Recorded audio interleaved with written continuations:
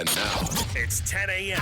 Let's just get down to it. And it's time for your sports fix. Strap yourselves in, folks. From two guys who have covered the teams you're passionate about for years. We are professionals. This is Jake Scott and Ben Anderson on 97.5 The KSL Sports Zone.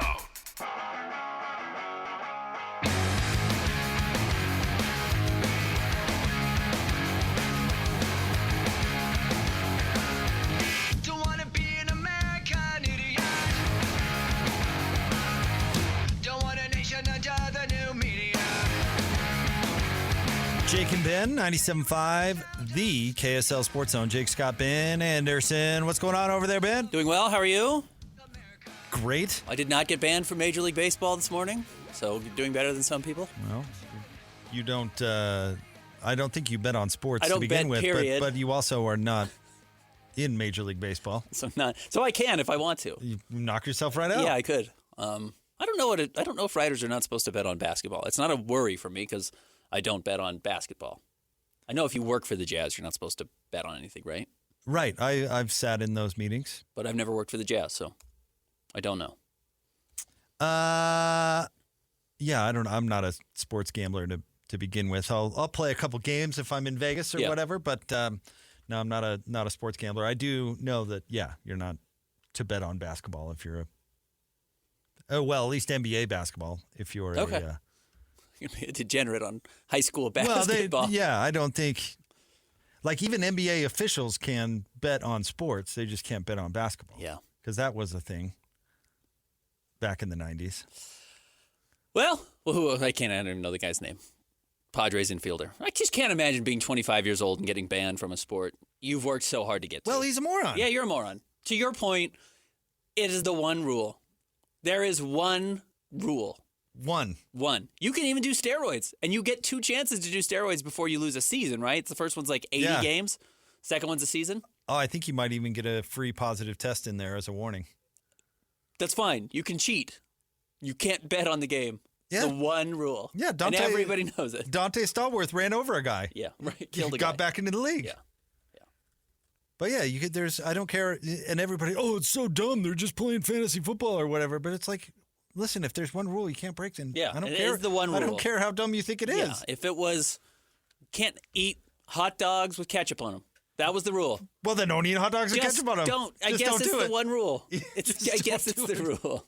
It might seem harmless, but the upside of being a Major League Baseball player and professional athlete making millions of dollars far outweighs the taste of ketchup on your hot dog. It does. You know? I mean, it's a story that goes back to the OG story, right? The apple? Yep. The forbidden fruit? There's one rule. Eve, leave it alone. And eats the apple, and now, gets kicked out of the garden. It's like, I know hell exists. Exactly. Great. Thank you. Thank you Thanks so much. for being hungry and not able to avoid the apple. Thank you. Thank you for everybody. I want to say appreciate it. But yeah, there's only one thing in sports. You can't do it. Yeah.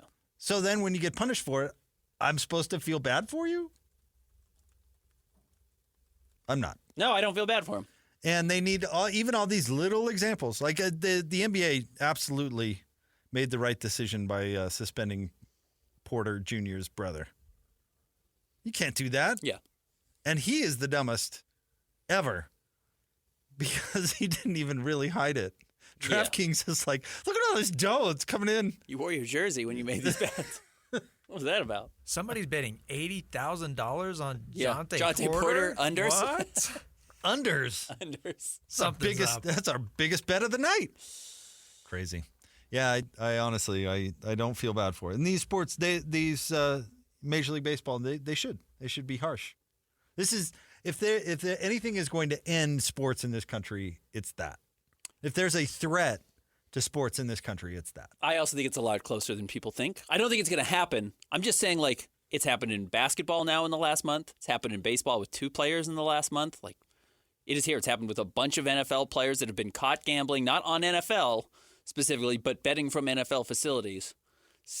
Creeping a little bit too close. Well, I mean, it goes back to the Arizona State scandal. Did you ever watch the 30 for 30 talking about Henry Hill and him fixing the Boston college games or whatever? Like, sports is vulnerable to Yep, this. it is. That's why the rule exists in the first place. Yep. Yeah. All right. Joining us now, and we do have some news to get to. We're excited about this. Host of the Puck Report on KSLSports.com. He's our buddy Jay Stevens. What's up, Jay? Hello, gentlemen. Excited to have you back. It's been I'm a little while since we talked hockey, even though it's nonstop over there, I'm sure. Yeah, I'm excited. I've always got stuff to say. So anytime you guys want to talk about hockey, just let me know and we'll figure it out. All right. So we've got an exciting announcement about tickets today. Yeah, so we finally know. We've got a better idea of what's going on with tickets. I found out they had over 34,000 ticket deposits for season tickets. Wow. 92% of those are not Utah Jazz season ticket holders. Wow. So those are all unique Wow. customers to them. And they're going to start as soon as June 4th. They're going to have an open house where you can go and start kind of picking out your seat. Seats are going to start at $44. Wow. I'm doing the math. June 4th is today. Okay. So, and I know they put the ice. Yeah, right. They put the ice in last night. Oh, did they? Yeah. Oh, very cool. Yesterday, today. So, and it's going to go, if you signed up and you put a deposit down, you're going to start getting those emails saying, hey, come check it out. June 7th, they're going to start selling the tickets. They're going to have 16,000 seats per game, but only 10,000 unobstructed. So basically everything on the sides up is unobstructed, and then everything behind the nets will be obstructed. They said they're going to come up with some kind of creative plans to give you more access to either the team or to better meals or to more fun. They're just going to create more access if you buy those limited vision seats. And they're just going to go straight down the list. The first person that put down their deposit gets the first option to buy tickets. Okay. And I don't know what the limits are going to be. I keep getting asked that too. But yeah, $44 for Upper Bowl, and that's where it's going to start. They're going to try to come up with some single game tickets are going to be available, and 10-game ticket packages, and half-season tickets and stuff like that. So it's kind of exciting. Everybody's been waiting to find out when it's going to happen or how it's going to happen, and now we know. And they said, come check out your seat starting today, and seats should be on sale as soon as June 7th. Obstructed sounds, less than ideal. And of course, it's going to be a really big project. And obstructed won't be a thing forever. But I got to imagine with those video boards, it's probably not so bad. I mean, you right. probably get an opportunity to still enjoy the game. It's not going to be like you see those. Aren't there some of these at the Rose Bowl or whatever? But these old baseball stadiums that have these giant pillars and the seat is like directly behind the pillar. You might as well not be there. It's on a television commercial now too. Yeah. It's not going to be that. No, and it's still going to be not great. And I did just see one the other day that was one of the guys was looking at like the worst obstructed view at one of the soccer fields in Europe. And he's like, literally, you can't see. Like, you could see a quarter of the field, like where some people would stand but not play. Right. But people are still buying that seat. I've sat in most of those seats during the preseason games, and they said they're going to fit seats everywhere they can. Every nook and cranny is going to be filled. And some seats, if it's back-to-back hockey and they don't have to break everything down for a Jazz game, there will be more seats available than on other games.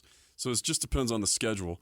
But yeah, some of those seats, like looking straight down, it's just too high, and you can't see the net that you're closest to. You almost lose the entire offensive zone.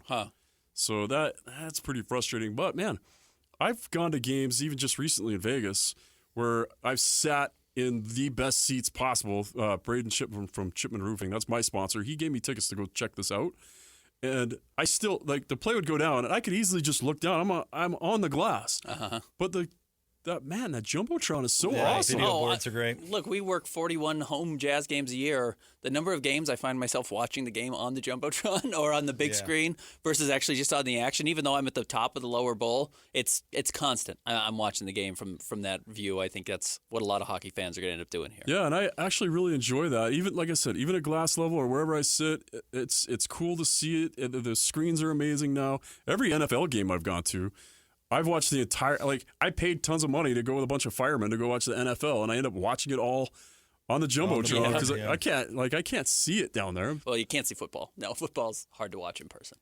Oh, yeah. I think it's the worst sport. It's way better on TV. Yeah. And I don't know if you guys have been to an NHL game yet, but the atmosphere is amazing. Playoffs are obviously another monster where it's just intense the whole time, but just any NHL game is a good time, and just being in the building is going to be fun. We were all there at the big party, the announcement, the kickoff that the hockey team was coming. Oh, yeah. I mean, that was electric. I mean, Yeah. that place felt like a powder keg. It was bursting at the seams, so that was pretty exciting. And I just think we're going to get that for 41 home games again and hopefully some playoffs. Yeah, I believe so. And I believe we do make the playoffs. Hey, let's go there because I heard you talking. Obviously, I was here with David James this morning. Your confidence level on this being a playoff team next year was, I've heard you talk before and how it's not out of the question and that sort of thing. But you felt pretty confident about that when we were talking about it this morning. Man, I'll tell you, and it's so funny because last year I would watch my teams, which, the LA Kings and the Vegas Golden Knights. Those were my teams. And then I felt some kind of a attachment to Colorado because as a Grizzly, that was our parent club. Sure. So I'm watching these teams, and those were the only times I watched Arizona games last year, is when they were playing the teams that I was rooting for. And Arizona kept beating all of my teams. These teams are good. Like, Colorado is good. Vegas was the defending champs. And they'd go into Arizona, and Arizona is just, they're good. They're really like the core of the team we have. That Clayton Keller is unbelievable to watch him score. And then you look at him, and he's been in the league like 5 years now. He still looks like he's 18 years old. He's a kid. And he's like, you'll see the video. I interviewed him last week, so that video should drop on Monday. He's just awesome to watch. And then you got like Logan Cooley. We've got solid goaltending. We're gonna make some big changes right now. We know we are. The GM has said we're going after like core defensemen. We have 2 really solid D right now, and I think we get 2 more solid D that make our 1 and 2 our 3 and 4. And I just imagine that much improvement on the back end. And then they go out. I think they're going to grab another center. I think Marchessault comes over from. I was just reading another. I'm not the only guy saying it right now. There's another reporter saying that he thinks we're going to offer Marchessault $7 million to come here. And maybe even go after a guy like Joe Pavelski. Which $7 million is on the very high end of hockey salaries. Yeah, and that guy's an unreal player in Vegas right now, making $5 million a year. Top player in the NHL is making $13 million. Your best player usually on a team is $8 to $10 million. So it's a significant investment, and Yeah. that's kind of the view. Hey, can I ask you a little bit, because there are now 2 Armstrongs working in the front office. There's Bill, Yeah. who comes up from Arizona. Yeah. And then It's the scary. addition that's been added is Chris Armstrong, yep. who's from, the Wasserman Group, right? He was kind of an agent? Yeah, Or he's a lawyer. Okay, yeah, what's his background and his I hate to sound facetious here, but like, is he qualified to make hockey decisions? Like, what's his background that allows him to do this? He's got NHL history. He does. He with Pittsburgh. And he spent time with the Penguins, and I believe he had another NHL club on his resume. Because I thought the same thing. I'm like, who's this golf agent coming into hockey? Right. And then I looked into him. I'm like, oh, he's actually helped litigate a bunch of stuff for NHL teams in the past. Actually was on NHL payrolls and working through, a lot of their legal issues. Well, I just came out of a meeting an hour ago where we're still having issues trying to figure out all the nuts and bolts on how to get everything put together for our new NHL club. So that's probably the perfect guy to bring in and navigate everybody through that. And then, Bill Armstrong. Have you guys had the chance to interview him? I thought I was at the media thing when they all got announced and talked to him a little bit. like he's a mountain of a man. He's huge. Yeah. He's intimidating. And I was looking at his stats. He's on my show tomorrow. I was looking at his stats. I mean, he would have like 10 points and 251 penalty minutes a year. So we know what role he filled at 6'5", 225 when he was playing probably. It's just intimidating, but such a great dude. Like, when you sit down and talk with him, he's just amazing, and he's been so creative with what he's done so far with this team. I just can't wait to see what he does right now. Ben and I were talking off the air, and we've talked to you about what a monumental task it will be to have the franchise up and running by next season and have everything where it needs to be. Do we know how and obviously tickets are a big part of that, and that's a big thing coming today, but do we know how else it's going as they continue to put this thing together? I know they've kind of figured out where they're going to practice this year. I know that part's been figured out. But the tough part is you can't do anything till the draft. Right. So as far as we can sign our guys, we can sign our restricted free agents, we can sign guys we've drafted. But until the draft, we can't move any players. Like, that's when you start being able to make big trades and stuff like that. I mean, we could make a big trade right now. That's not outlawed. But free agents. True free agency is not open. True free agency is July 1st. Yeah. After the draft. And that's where you're going to see some creative movement. I expect to see us I can't imagine we use all our draft picks. My guess is some of them, if not all of them, get traded for some of these guys we want right now that we can afford to pay right now, and we bring them in on just 2 or 3 year contracts. Don't expect us to go get a guy like, like even Pavelski or Marchessault. Even if we brought in Marchessault, I think we bring him in for 2 or 3 years, and just long enough to help kind of stabilize everything else. Same with 2 solid D. Like, we don't want to sign guys for 5 and 6 years. I think we're just going to make some really creative moves starting June 28th, see some trades, and then see some creative signing on July 1st. We've seen on social media, I saw on Instagram today, I think Lawson Krause has moved in. Yeah. You talked to Nick Bukestad. He was talking about how excited he is to be moving up here. Where are those guys in this process of, like, actually making Salt Lake City home? Because, again, some of them, they don't know exactly what their future holds. Yeah, the guys that are under that have a few years left, they're buying their houses. Okay. So, most of them have purchased houses. I know a couple of them are still looking around in Park City. But yeah, it's exciting. The guys are starting to come in, and they're going to start training, and they're going to start figuring out which guys are going to be here. They're going to start renting ice and start working out here. I believe our training camp's still going to be in Arizona. Okay. Because we still have all that stuff set up there. With between the ice and all the workout facilities, so I wouldn't be surprised if all. I know as of 10 days ago that was the plan, but you've seen changes quickly. You've seen how fast this stuff changes. Yeah. But yeah, my guess is that camp is still going to be in Arizona, but a lot of those guys are going to come here and take advantage of that Park City ice rink and train at 7,000 feet or 8,000 feet or whatever that is. Well, Jay, it's always a pleasure. Thank you for coming in Very and keeping cool. us up to date, man. Are you guys on the list? You buying tickets? I'm hoping to get a media credential if I'm Me too. I'm not on the list. I don't think I'm going to be able to get my kids in with that, so I'll have to find a way to get them to a game as well. But, well, you smuggle them in, Britton Johnson style. yeah, That's what you somehow. do. Yeah, right. Trench coat. Exactly. Oh, nice. Thanks, Jay. We appreciate you. Thanks, guys. Appreciate it. All right. We'll have top 3 stories coming up next. Stay tuned. 97.5, the KSL Sports Zone. It's time to break down the biggest stories of the day. This is the top 3 stories of the day on KSLSports.com. 97.5 The KSL Sports Zone.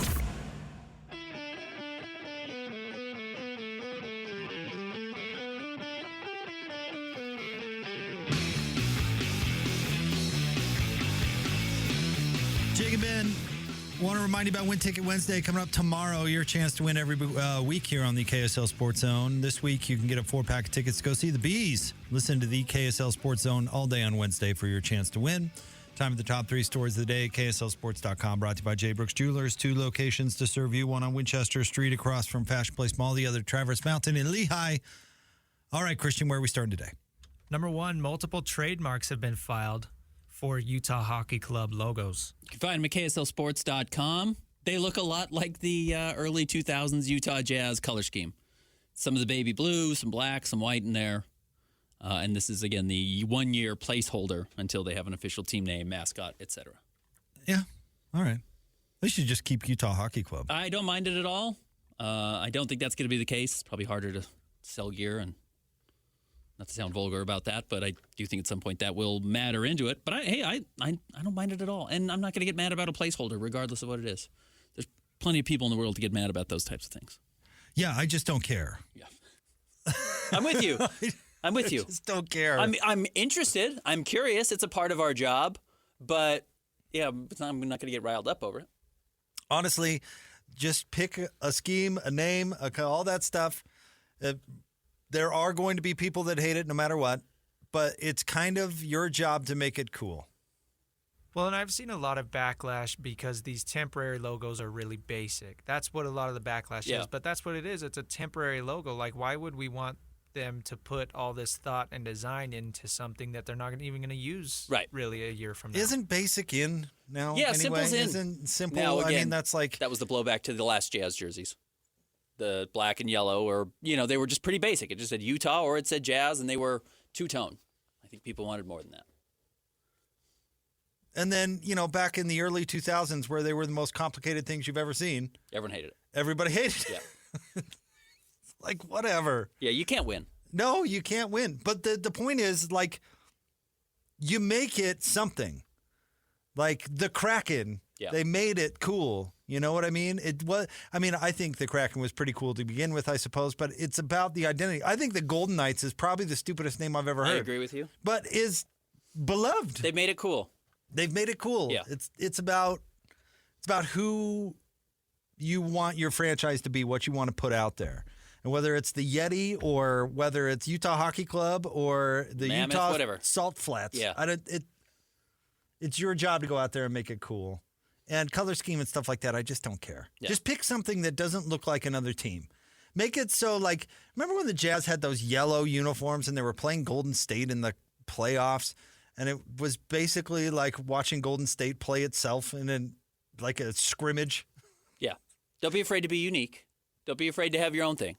Don't have to do what everyone else is doing. But you're right. It's going to come down to game ops. It's going to come down to the team and the performance of what's going to make it cool. Then you're going to jump on board. So I know people get excited about it. I think it's even silly kind of to have a placeholding year, but whatever. Who cares? NHL is going to be in town playing over there at the arena. I'm excited for it. Had fun talking to Jay in the last segment. Season tickets Would Jay going on say sale. there's Cool. going to be 10,000 unobstructed tickets and then 6,000 obstructed? Yeah. And that 6,000 can change depending on if they're doing back-to-back hockey games or if it's being torn down for Jazz games or what. And they had 30,000, over 30,000 deposits? Yeah. That's awesome. Again, it's going to be hard to get tickets. My only complaint is it's going to be impossible to get tickets, but that's not a complaint about the business or the industry. That's the realistic part of it, is that people want to see it. And 92% of the season ticket reservations were by non-Jazz season ticket holders. Be That's nice crazy. to be a ticket rep over there these days. Yeah, life's good. Yeah, life's Life is probably pretty good. Yeah. So I'm excited. Do you have any leads? Yeah, we got a lot of them. 34,000 to be exact. Coming out my ears. Yeah. Be nice. Yep. No cold calling for that crew over there for a while. No asking if anyone wants to renew their season tickets. No, it's going to be life is good. Yeah. It might probably too much. But now they got to put a good team on the ice, and they've got to go out and do some winning. Maybe find some players. We were talking to Jay off mic about the spicy tuna. Mm-hmm. Identify who the marketable guys are going to be, and then go for it. Make it cool. And they will. And like he said, he thinks they're going to be a playoff team next year. Regardless, it doesn't really matter. I think that would go a long way, actually. It would help, but don't put a bad team out there. And they're not. They weren't bad last year. They're not going to be bad this year. There you go. Make the playoffs or not, they're going to be fun. Young stars, cool young players, and they all seem very relatable. So really cool. All right, what's next? Number 2, the NBA has announced the times for their first ever 2-day draft. I was surprised by this, Jake, because you and I did our draft coverage for the last several years, and I was just anticipating now that they're doing 2 days, we'd have 2 nights. We'd have to do. No, they're doing 6 p.m. Mountain Time on Wednesday. Generally, the draft's held on Thursday, but now it's 6 p.m. on Wednesday, and then 2 p.m. on Thursday. They are not trying to make day 2 the NFL draft weekend. Why where are they doing it? This is well, so dumb. Honestly, it is for the teams. It's for the teams who don't want to have 2 minutes to make picks. And actually, I really like this from a player perspective. If I'm a second-round pick, I don't want my first step towards the NBA being based on some rush 2-minute decision. I would hope that teams picking me would have some sense of, hey, we had no idea who was going to be on the board. We were a little unprepared for this. We have a night now to sleep on it and figure out what's best for us. And then they actually get 4 minutes in between picks instead of just 2 in the second round. I actually like it for teams and for players, the idea that, hey, we might actually be a little bit more prepared to start this person's professional life off on a better foot than some rushed 2-minute decision that we weren't as prepared for as we should have been. Protect the morons. I got it. Yeah, sure. It's because there's a lot of dumb people involved in this that don't prepare and apparently don't have scouting departments and just need a little extra time to make a dumb decision anyway. Can you imagine if you had a whole year to prepare for something? A whole year? And then it comes down to it. I'm not prepared. I need another day. I would fire that person on the freaking spot. Be like, what are you doing for the rest of the year? Are you just vacationing? What are you doing? I think obviously there are things they can't prepare for. Guys. Like what? Guys becoming available in the second round that they didn't expect. I mean, it just changes. So do you have a Things draft change board quickly. or not? Sure, so of pick course the next you do. guy or pick the guy if he's not there or if he's there and you didn't expect it. then pick him. But you don't. It's obviously it's not that simple. And the second round is where all the trades get done. Is it's that not. simple? It's where all the trades get done. Is that simple? It's like every year now. Look at it. The first 10 picks of the second round all get moved around. So now you have more opportunities to prepare for those better. And I don't have a problem with that. And do it in the middle of the day. It's fine. It'll be fun. We'll carry it on the radio. It's going to be exciting to do here. I'm sure we'll jump on one way or another. Reward the morons. Go for it. You know what? You're taking away. You're taking away an edge on teams that are actually prepared.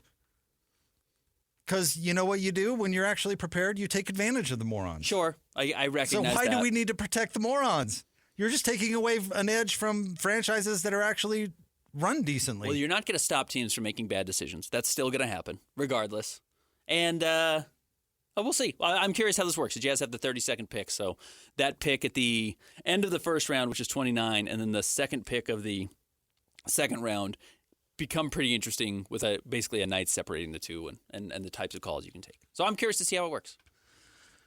But I'm glad they're not trying to turn it into a 2-hour event on Thursday night as well for the second round, which it doesn't deserve that. The second round of the NBA draft doesn't deserve that. But you want to put it in the middle of the day, I think I'm fine with it. You don't have to like it. Imagine how NFL staffs are laughing at the NBA that they need an extra day to prepare for one round. I mean, they get a whole weekend to do 7 rounds, and I get it. But they only do 1 round in the first day, and then they do 2 rounds in the second I don't day. like that either. But at least they have 7 rounds and they that they have to prepare 10 for. minutes to make picks, right? It's crazy. The NFL draft's so long. I just think this is silly. And obviously doesn't serve a purpose. If you were trying to make it a big TV, 2-night TV event, that at least would Well, I think be that's a the reason. thing is that the purpose is for the teams. I really believe that. This is not for ESPN. This is not for the NBA to sell ad space. The teams want this. And that's dumb. I'm okay with it. I like it more for that reason than the NBA saying, I think we can sell 2 more hours worth of ads. I do love rules that let's protect ourselves from ourselves. Yeah, I mean, that's we have happened a lot in no the draft. idea what we're doing, so let's... I mean, that's why they get rid of the one and done. Or that's why they installed the one and done. That's why you can't draft out of high school anymore. Too many teams were making horrible decisions on high school players. That's their fault. And it's why there's a fixed salary for rookies coming in. Silly. All right, what's next? Number 3, former Jazz assistant Johnny Bryant is set to interview for the Cavaliers head coaching position. What a crazy pathway Johnny Bryant has had in life to lead him to where he is today, much less if he ends up becoming the next Cavaliers head coach, but was a guard at the University of San Francisco, transfers to Utah, was a good college player, works with C.J. Miles and Paul Millsap kind of randomly, just like as a shooting coach, skill development coach.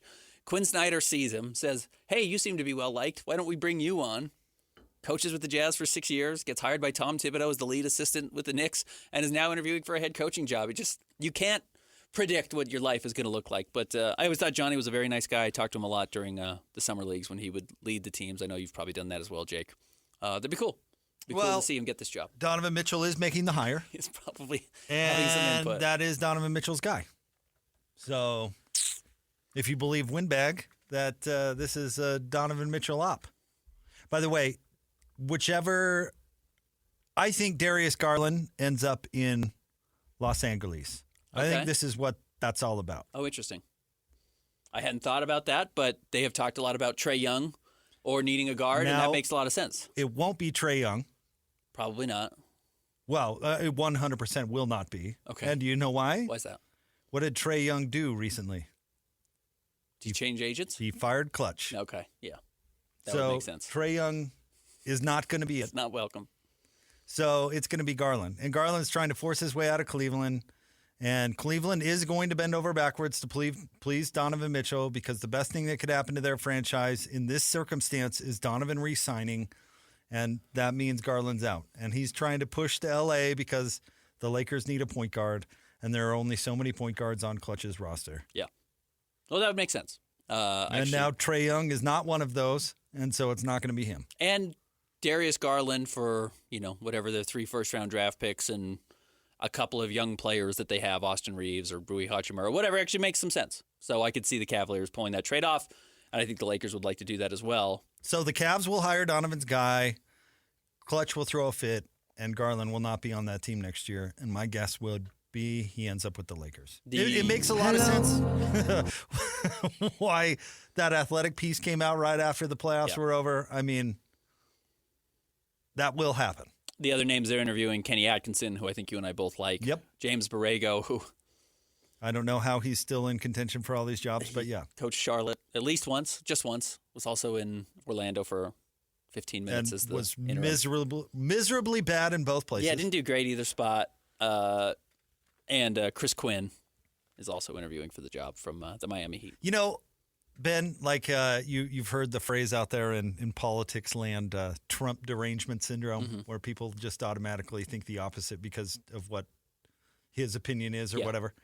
I would take that, would you call it Michael Jordan derangement syndrome? Okay. Anything that Michael said, like, this is it. I think you could really do well in NBA circles by doing the exact The George opposite. Costanza approach to dating. Yeah, that's what I'm saying. Everything he's ever done, you do the opposite. Like if Michael Jordan looks at James Borrego and goes, "Oh man, this guy is a coach." Nope. Never hire him. Nope. Yeah. That ain't it. Kwame Brown. Yeah. Do you know how much the state of North Carolina loves basketball? To like screw it up that North Carolinians don't want to go see your team, like you must be really bad at what you do. Like Michael Jordan comes into your office and goes, "Get me Malik Monk. Get yourself away from Malik Monk." Yeah, right. Do not do that. Somewhat interestingly, Give me Kwame Brown. Nope. I'm curious what the Minnesota Timberwolves do, and I'm talking about this because I'm talking about Rudy Gobert and Donovan Mitchell. Those two just have some of the most interesting off seasons in the entire NBA. I don't think Minnesota does. You're convinced they're going to blow it up. No, I don't think not. they are. That's what I'm curious. Well, first of all, they've got to figure out who owns the team, and that's a pretty big question mark. And they've got to figure out if they can keep Tim Connolly, their president, which they probably will. I would imagine he just gets them for a lot of money because he's a free agent essentially, so they've got to pay him. I'm curious what happens there, and then what decisions they do make. I don't think they're going to do anything brash, but they could. But the Cavaliers are going to make huge trades one way or another. I mean, they're going to move, I would think, between Donovan Mitchell, Evan Mobley, Darius Garland, and Jared Allen. I think two of those guys get moved. Yep. Depending on if Donovan signs the extension or not. And if Donovan doesn't, then he's one of those two that gets moved. He's the one out. Yeah. And then if he gets moved, maybe they don't move the three others. But even then, those two in the front court, I don't really believe can play together. If they hire Johnny Bryant, that means Donovan's signing the extension. Because Maybe? they'll get that assurance before they hired, I would guess, before they hired Bryant. Maybe.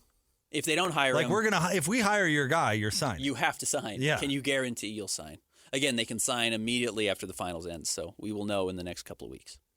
I think he's going to sign. I suspect he's going to sign. I don't know what that means about his long-term future in Cleveland at all. He should sign, though. That's the smart thing. Yeah. But again, in a weird, bizarre turn, I actually think Donovan's more ethical than I'm going to sign my long deal knowing that I'm going to force my way out in a year. And that's a big question for me. I don't think that's him. I think he would be up front and hit free agency if that was his plan. I think you're right. I think if Donovan really does think he doesn't want to be in Cleveland long term, he's not going to sign a deal just to sign a deal. Which I actually admire, honestly. Absolutely right. Because nobody does that anymore. Everybody just signs the extension knowing you can just... And then you're handcuffed to just whatever he wants. Yeah, right. No, I could see him saying, I want to be in New York, or I want to be in Brooklyn, or I want to be in somewhere L.A. else. I love you, Cleveland. It's not where I want to spend the majority of my career, and I don't think we can win a title here. So I'm not going to sign. Right. I You could see do what him you want. doing that. I could too. But the smart thing to do for everybody involved would just be sign the extension and then worry about that later. It's what the Cavs are willing to do, certainly. Well, it's what they should do. Yeah. It's kind of what they have to do. They spent too much on Donovan Mitchell to just let him walk. Absolutely, yeah. Can't do that. Yeah. Not a sunk cost because he's still very good. It's not like he's not returning value for them. He's returning a ton of value, but yeah, you got to keep investing in him as much as you can. Or move him. But good for Johnny Bryant. Hey, they could bring in Johnny as the highest paid assistant coach in basketball if they wanted to, because whoever they hire is probably not going to be making the most money. These aren't exactly the who's who of great coaching hires that are available. Mike Budenholzer's already off the board. They're not going to hire Frank Vogel, some of these guys that are bigger names. So you might hire a first-time coach like Chris Quinn and then say, Johnny Bryant, we're going to pay you, $3 million to be the assistant, because head coaches now in the NBA are making crazy money. We'll see. We'll see. I think Johnny's a decent coach, but I mean, if they hire him, they're hiring Donovan's guy. And yeah, absolutely. But you know what? A good piece of news for Utah basketball, which has needed some. All right, stay tuned. They should hire Andre Miller. I thought he was going to get hired here locally, and haven't heard anything since. I'm telling you, I don't think He's got Cleveland ties.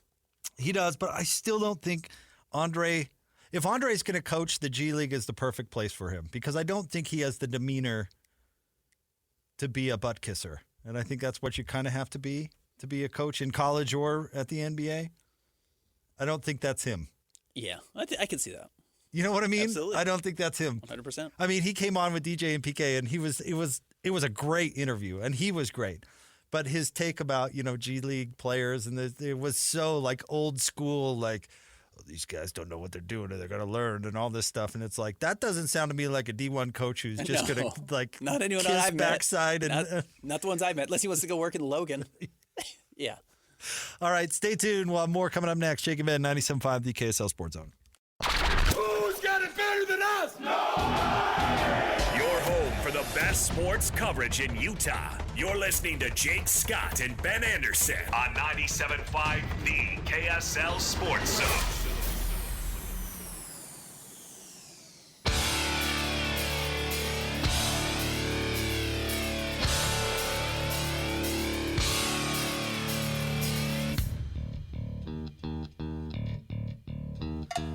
Jake and Ben, our 50 segment brought to you as always by Peach Doors and Windows. Amazing home transformations begin with Peach Doors and Windows. 5-star reviews are the norm. Call them today for your free in-home estimate, 801-566-1255. That's Peach Doors and Windows. Kevin Sweeney from Sports Illustrated is going to join us coming up at the top of the 11 o'clock hour. What's the other one we need to do, Christian? Sorry. Oh, that's right. Want to remind you about the Hercules Hero of the Week. Nominate the sports volunteer for the Hercules Hero of the Week. Submit your nomination, kslsports.com/contest, and listen every Thursday afternoon to JJ and Alex for the winner. Help us celebrate the efforts of those volunteers making an impact with the Hercules Hero of the Week, sponsored by Hercules Credit Union. Ben, real quick here. James Harden gave an interview on some podcast. Okay. And the reporter asked, quote, how do you hope the players and fans will remember you after you're done with your career? What do you think James's answer was? It would be disingenuous to say as a, postseason winner or a champion. It's not what he is. James says, quote, that I was a winner. Put the money aside. I really love and enjoy the game of basketball, unquote. Well, I don't think you're going to be seen that quote. I'm sorry that I said exactly what. He's not going to be remembered as a winner. And you know what? If he did want to be remembered as a winner, he wouldn't play the way he does. No, and here's what's really interesting, because this is a conversation you and I both had a couple of years ago that has clearly just evolved, which is we talked about the similarities between Luka Doncic and James Harden and how people are like, we've never seen a Luka before, and we were both kind of like, well, James Harden is kind of that archetype. Not just kind of, is. They're like the same player. But clearly, Luka has taken his game to the next level where James Harden's his thing never worked in the playoffs. And it was a James Harden problem. It's not just like he choked. Teams figured it out. James Harden didn't get less good in basketball because it turned to April on the calendars.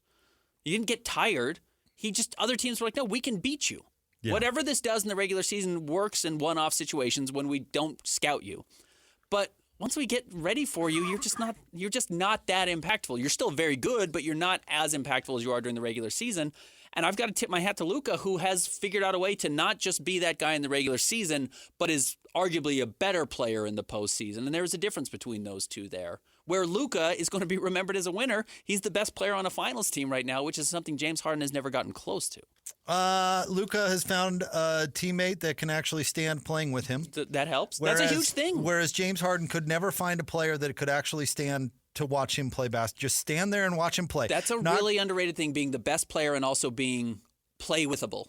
Yeah, that players want to be on the same team as him. Yes.